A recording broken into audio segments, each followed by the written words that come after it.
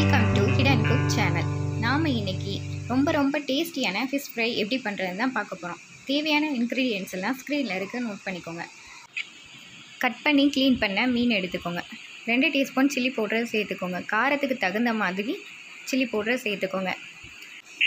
அரிசி மாவு 2 டீஸ்பூன், மஞ்சள் தூள் 1 டீஸ்பூன், ஹாஃப் லெமன் ஜூஸ் மட்டும் சேர்த்துக்கோங்க. தேவையான அளவு உப்பு சேர்த்துட்டு மிக்ஸ் பண்ணிக்கோங்க. கொஞ்சம் தண்ணியும் சேர்த்து நல்லா மிக்ஸ் பண்ணிக்கோங்க.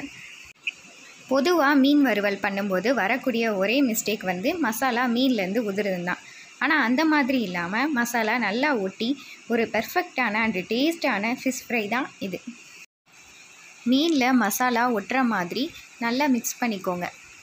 மீனில் எல்லா பக்கமும் மசாலா ஒட்டி இருக்கணும். கையில் கூட எடுத்து இந்த மாதிரி தடவிக்கோங்க. எல்லா பக்கமும் மீனில் மசாலா இருக்க மாதிரி தடவி எடுத்து வச்சுக்கோங்க. ஸ்டவ் ஆன் பண்ணிட்டு ஒரு பேன் வச்சு ஹீட் ஆனதும் நல்லெண்ணெய் சேர்த்துக்கோங்க. நல்லெண்ணெய் சேர்த்து மீன் சமைச்சோன்னா இன்னும் டேஸ்ட்டாக இருக்கும். எண்ணெய் ஹீட் ஆனதும் மீனை சேர்த்துக்கோங்க.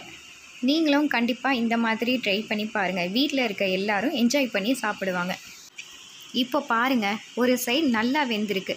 இப்போது இந்த மாதிரி டர்ன் பண்ணி விட்டுருங்க. 2 பக்கமும் நல்லா வெந்ததுக்கப்புறம் மீனை வெளியே எடுத்துருங்க.